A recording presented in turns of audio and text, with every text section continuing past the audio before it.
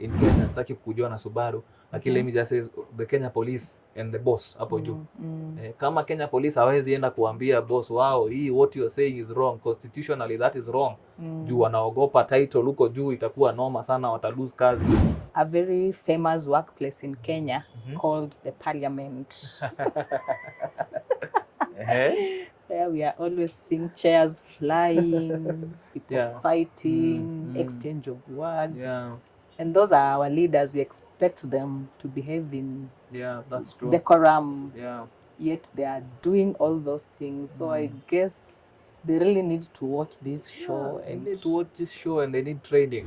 So I guess in Kenya especially, most of our leaders lack emotional intelligence. 100%. Because if someone will just go in a public rally and say, shoot. Taki Subaru itukujie lakini.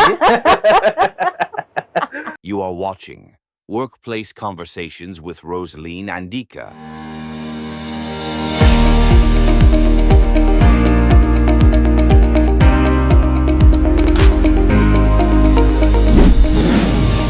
Conversations with Rosaline Andika. Hi everyone, my name is Rosaline from Rasiko World with another episode of Workplace Conversation. At Workplace Conversation, we try to make the workplace a safe space where everybody thrives. Today in studio we have a guest and I would let him introduce himself. Okay, thank you so much. My name is Anthony Njenga. I am a counseling psychologist. I am also a mental health coach and advocate. I am a mentor and a founder at On It Hills Center. And I'm glad to be here. Karibu sana. Thank you. Emotional intelligence, quote and quote, is the ability to recognize, understand, manage, and use emotions, both your own and others, in positive ways. It plays a very key role at the workplace. Yes. So before we start, I have a question. Okay. Normally before we start, there is normally an elephant in the room that we try to address. Okay. So I shout a lot, I get irritated a lot. Sometimes I just snap. Am I emotionally unstable? You're not emotionally intelligent. Because you see, emotional intelligence, as you've just explained it, allow me just explain it in a very simple way for even the people to understand. According to me, emotional intelligence is this aspect of I know myself. I know I know myself, I know this other person, I am regulating my emotions. And I am working with you on yours so that we can be able to have that good relationship. So emotional intelligence basically, it's not that only the aspect of you being in touch with yourself, the aspect of self-awareness, but also having that empathic understanding of this other person. Also having that ability to control your impulse, not just reacting, unajipata unasema vitu zingine, unakuwa out of context, una react vibaya. The moment you have emotional intelligence, it means you're in touch with your feelings and with your emotions. You know yourself, you understand yourself. So self-awareness is very important because self-awareness is basically the ability to understand your own feelings. Then, the moment you've understood your own feelings, now get to see how do those feelings of yours, how do they link with your perceptions and your thoughts and your impulse to act. So the moment you have self-control, the moment you have self-awareness, the moment you can self-regulate yourself, then all that has to do with matters of emotional intelligence. You can't tell me that you'll be the kind of person in the workplace, boss amekufanyia kitu, ama colleague amekufanyia kitu, umemshautia to a point that umeanza kupigana. Because at the end of the day, remember, each and every company, industry has policies. Yes. You can't tell me just because you're the leader, for example, if you're the boss, you're the manager in that company, you will lack emotional intelligence just because you have that title and role. Emotional intelligence is a very key aspect in leadership, and not only in leadership, but also to the colleagues, the staff in that work. So it is a two-way traffic. Yes, it's a two-way traffic. So there's always a joke that is out there that ladies, mothers, when preparing their children in the morning, they are always shouting at the children. So in essence, we need to take this education of emotional intelligence to mothers everywhere in the world. Yes, you see the way people talk about maturity. What they're trying to say is you're not emotionally intelligent. Because you're not in touch with your emotions and feelings. You don't understand yourself. You lack that self-awareness. You lack that self-regulation. You lack that ability to control yourself. That's it. Can someone learn, or you have to be born with it? You see, there is a difference between emotional intelligence and intelligence quotient, IQ. There are people who are born with IQ. You find that there are people who have high IQ. But when it comes to matters EI, that is emotional intelligence, you can't be born with it. There are people who learn it, or you can learn it over time at any point in life. Yeah, you can learn it. It doesn't mean just because you are aged or you are young, you can't learn emotional intelligence. It is something that can be learned at any point in life. Oh, Gen Zs can learn it. Yes, Gen Z can learn it. Our mothers can learn it. Our mothers can learn it. Anybody can learn it. Anybody can at learn any it. point in life. Okay, Yes. That's nice. So what are the dangers of low emotional intelligence? See, before when I started, I talked about someone who has emotional intelligence. Number one, must be self-aware. The key aspect of emotional intelligence, the first thing, is being self-aware. And as I said, self-awareness is the ability to understand your own feelings, and get to see those feelings. How do they shape your perception, how you think, and your impulse to act? So the moment you have self-awareness, you can be able to understand how to even self-regulate or self-manage yourself. Self-management is now that having that ability also to understand these aspects that I have. For example, if I am feeling sad, or if I am feeling angry, how am I able to regulate these emotions? How can I control these emotions? Even not only not only the aspect of controlling and regulating your emotions, but also self-management has to do with understanding, controlling, regulating your emotions, your thoughts, and your behavior. So if you have self-awareness, you can self-regulate. You can also manage how you react to some perspectives. And the other key aspect of emotional intelligence is empathy. Empathy is just tuning around to the people around you. And there are three parts of tuning in. There is cognitive empathy, there is emotional empathy, there is empathic caring. The moment you have all that aspect, then it means you are doing so good in life. Statistics are showing that anyone who is excelling when it comes to leadership, when it comes to any particular role that is above, anyone who is excelling must have or should be having high emotional intelligence. If you lack emotional intelligence, now those dangers are the vice versa of all that. If you lack empathy, then it means you won't be able to understand how someone else is feeling, because empathy is just walking a mile in someone's shoe, being able to be in touch with how they feel. You know how this person feels. You know the other part. It's not only about you, it's about someone else. And the moment now you also have you're able to self-manage, the vice versa of not having that aspect of self-management, it means you'll not be able to be in touch, you'll not be able to regulate and control your emotions, your thoughts and behavior. So utajipata wewe ni mtu kila wakati ukikosewa kidogo una snap, una react. Now utareact paka lini? In this workplace ama job industry, you require someone who has high emotional intelligence in order to be able to, afanye kazi vizuri. Kama ni leader in that workplace, akikosa emotional intelligence, inamaanisha hata employees wake hawawezi mrespect. Watakuwa wanamuundermine because wanamuona hana hiyo leadership. I believe for every leader to become a leader, you must have an aspect of emotional intelligence. Being able to be empathic, having self-awareness, and being able to control your impulse and be able to self-manage yourself. So I guess in Kenya especially, most of our leaders lack emotional intelligence. 100%. Because if someone will just go in a public rally and say, shoot. Taki Subaru itukujie lakini kitu tunaogopa saa hii ni Subaru.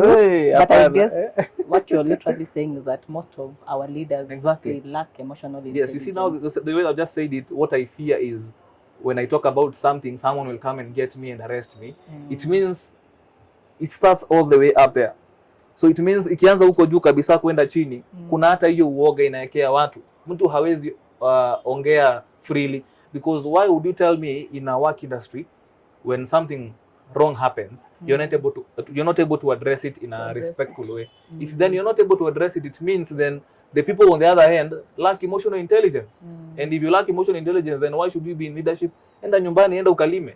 So what I'm getting from you is like most of the picketings we see in workplaces are results of our leaders even in the workplace not having emotional intelligence. Because you see, and it results now to people going to the streets to demand go-slows, picketings, such things, strikes. You see, sorry to cut you short, but you see, I normally believe for every employee or for every, let me start with this, for every organization to be an organization, there has to be a leader. And for the leader to be there, the leader has to have people who are working under him or under her. Then how do you tell me you as a leader, you have people working under you, and from up there you lack emotional intelligence? Then it will mean the employees will not have that, how do I put it? You're not free enough to communicate even within your employees. Like kitu ikihappen hawezi sema by the way kuna makosa hapa. Juu ukisema kuna makosa, it is either kesho utafutwa kazi ama kitu mbaya ita happen. Even in our country Kenya, you see our leaders, most of them lack emotional intelligence, and those who have emotional intelligence are very few. You can even count them and see, because emotional intelligence is not what you say or how it is said, it is how it is seen. The actions matter. It is not about what they speak, because as much as mtu anaweza ongea, hata akiongea ni sawa, but kuna venye hata mtu akiongea utaona yenyewe huyu mtu venye ana reason, their perception and their thoughts are not matching the matters to do with emotional intelligence. Remember I told you the only way you can be able to match or say that someone is mature is whether they have emotional intelligence. And maturity haiendangi ati miaka ati wewe uko mzee uko mature ama uko na experience kwa life uko mature. If you have emotional intelligence, if you are self-aware of yourself, if you're self-aware of someone else, if you have empathy, if you can self-manage, if you can be able to control how you react, then you are mature and you have emotional intelligence. So at the workplace, there are normally 3 levels of communication. There are top to down. Yes. That is communication from bosses to juniors. And then there is bottom up, from juniors to the leaders. And then there is same level communications, people of the same cadre, CEOs, directors. So at what point do we lack emotional intelligence in this communication? I think I would say in all levels that you mentioned, because from bottom up and from up to down and from the same level, in all those 3 perspectives you need emotional intelligence. Because let me start up there going down, it means there is a leader up there to the employees and the workers and the colleagues and stuff there. If there is lack of emotional intelligence up there and below here, then how do you expect hapa katikati kutakuwa na any communication or any reasoning towards what is trying to be passed or communicated? Haitaweza. Hata kutoka chini kwenda juu, same thing. Hata hapa katikati kwa the same level colleagues and stuff like that, you need to have emotional intelligence. Usikuwa ule mtu, unajua watu wenye wanaingianga kwa gossips na drama, hawa watu hawana emotional intelligence. Wewe umesikia kitu imehappen job uko hapo, umesikia hata kama hiyo kitu imekuhurt, unajua kuregulate your emotions, because you know what that will do to your work. It can mess up with your work and your life. So mbona uniambia ati in those 3 level ukose emotional intelligence? You need emotional intelligence kutoka chini kupanda juu, kutoka juu kwenda chini, na from the same level, so that you can be able to have that level of being able to resonate with each other, because you are able to be in touch with yourself. There is self-awareness, there is empathy, there is self-management, and there is impulse control. Okay. So what role does emotional intelligence play in teamworks and collaborations? When there is emotional intelligence in teamwork, 100% you will expect there will be collaboration. In this instance, I'll just use the same example I was using. The moment I am self-aware, I know myself. I know myself. I am also aware of how you feel. I can regulate my emotions, and I can work with you on that level you're at to come to a basic understanding. And also, I can be able to know when and how to react. Like you see in workplaces, I believe there are channels to pass inaitwaje issues kama for example umekuwa harassed, you have been bullied ama kumekuwa na kitu procedures. Exactly. So in order for you say for example ni kama kutumia example wewe umekosewa job. Ukikosewa is the best way to go take another colleague, mkae chini useme by the way for example boss wangu aliniharass, nilienda kwa ofisi akataka kunishika skirt, akataka kunifanyia ABCD. Is that the best channel? No. But now the problem comes in, unaenda kupeleka grievances kwa HR, but pia huyo HR maybe ndio ana contribute to the issue that is here. Ikifika hapo then you have to now outsource for other legal kuna lawyers and stuff like that. Juu kama pia HR ana emotional intelligence, then how will you be able to work in that environment? That's unapatanga kukiwa na environment yenye hakuna emotional intelligence, at some point inakuwa toxic work environment. Na ikikuwa toxic work environment, then it means kumanage hapo itakuwa ngumu. Hata kama unataka hiyo kazi na hakuna kazi Kenya ama in whichever place, it becomes a challenge. So the role of emotional intelligence is to help these colleagues ama these people in this workplace ama watu generally kuweza kujua mimi mwenyewe as a person, do I understand myself? Do I know myself? Do I have that ability to understand how I am feeling right now? If today I am feeling sad, do I have that ability to understand how this sadness is affecting or is shaping my thoughts, my perception, and my impulse to act? If I am sad, you won't expect me to now, for example, someone who lacks high emotional intelligence ama emotional intelligence ni mtu mwenye kama kabisa anajua, for example, leo ameamka akiwa sad na anafaa kwenda kazini. Mtu mwenye ana lack emotional intelligence ni mwenye ataenda kazini alafu aanze kuwaletea watu attitudes. You see people, unasikianga kwa industries, work industries, wanasemanga in Kenya they say nurses and doctors. Sana nurses kuna ile ka attitude. Na attitude inatokanga wapi? Na mademu wa M-Pesa. Mademu wa M-Pesa anakujibu na wewe hata unashindwa mbona ulienda withdraw pesa hapo. Inamaanisha huyu mtu hayuko in touch with how ana feel. Maybe leo ameamka akifeel sad. Hajajiuliza how that sadness affects me. How do I perceive this sadness? What are my thoughts on how I feel? Ni kitu ili happen jana na siku deal nayo. What will I do to deal with the same? How do I react? Kama unajua kabisa siku yako sio mzuri, don't try and subject how you feel to someone else. Be able to understand, pia huyu mtu mwingine pia kuna issues zake. Practically nikipanda matatu na unanga conductor, kuna wengine wanakuanga na attitude unamuuliza ni how much, na kabisa huko umeona na ni kabisa maybe huko wameweka. Anakuambia kwani huko angalia. Personally I don't feel bad about the same because sijui huyu mtu ameamkaje. Maybe huyu mtu ameamka na miguu ya left na maybe it's me, like ni mimi nafaa ku understand huyu mtu, hata kama mimi mwenyewe niko in touch with how I felt, maybe nimefeel vibaya of course venye amenijibu, but ninajua pia huyu mtu is a human being and I need to have empathy and understand and know that this is also my fellow human being and I should be able to understand how they feel and walk a mile in their shoes and try and see what is going on in their life ama what is happening. Nisijaribu kubishana. Unajua ukibishana na mtu ako na wewe unabishana na mtu ako na low emotional intelligence, they'll pull it to the level. Exactly, they'll pull it to the level. Na sasa ni kama sasa ubishane na chizi. Nani atakuwa chizi? Ni wewe unakaa chizi.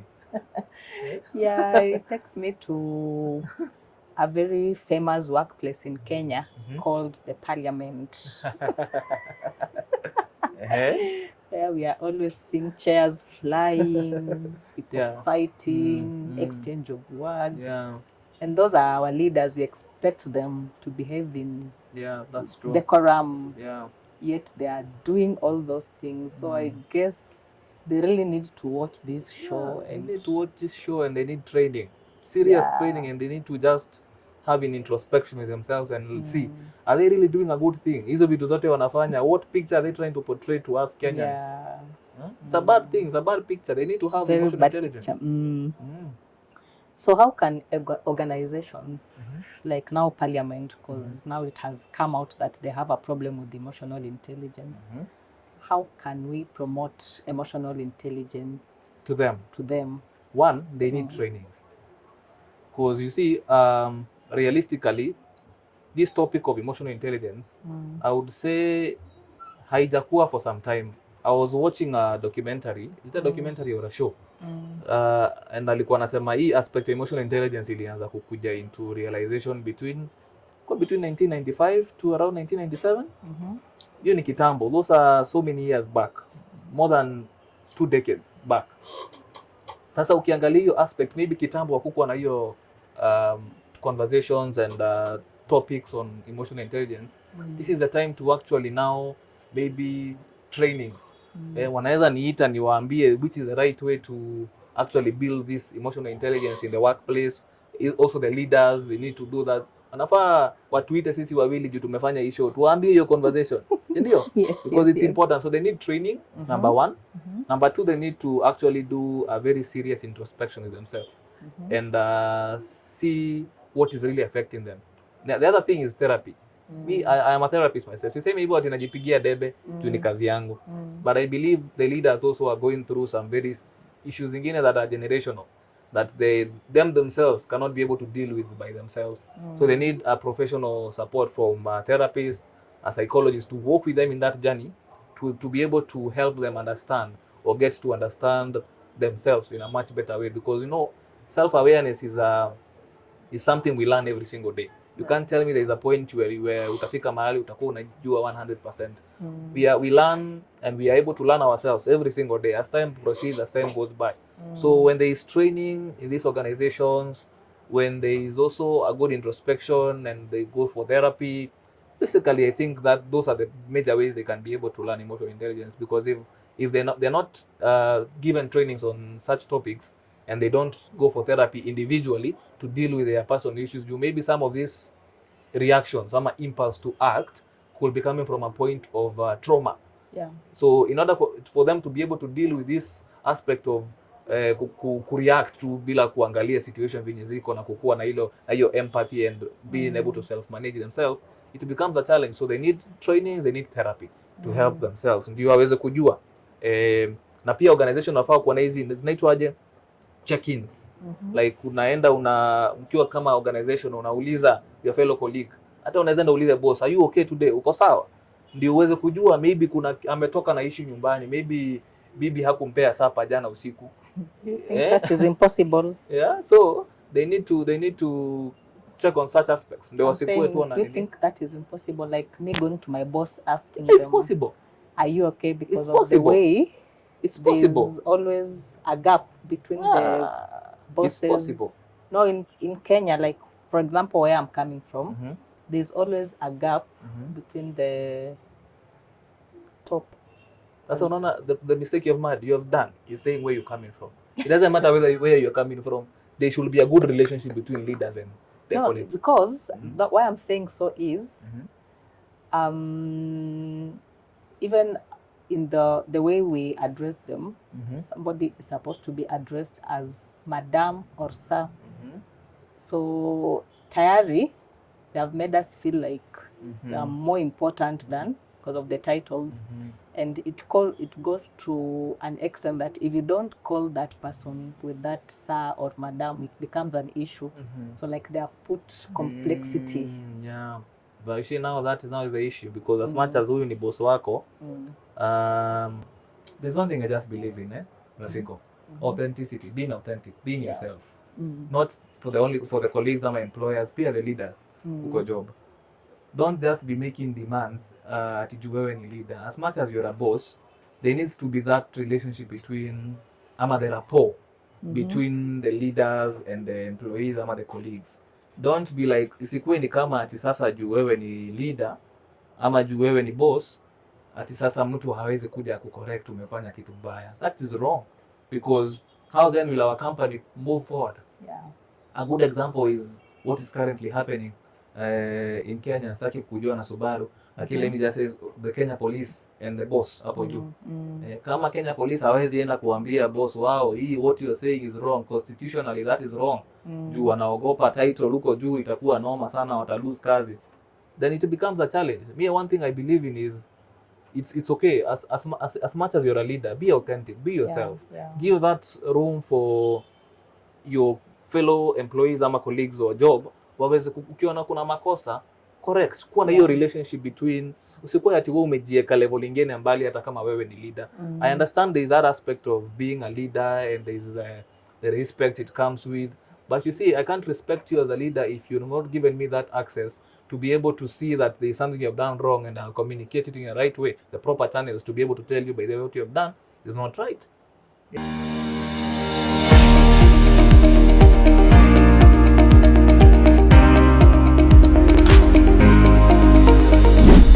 This is Workplace Conversations with Rosalind and Dika.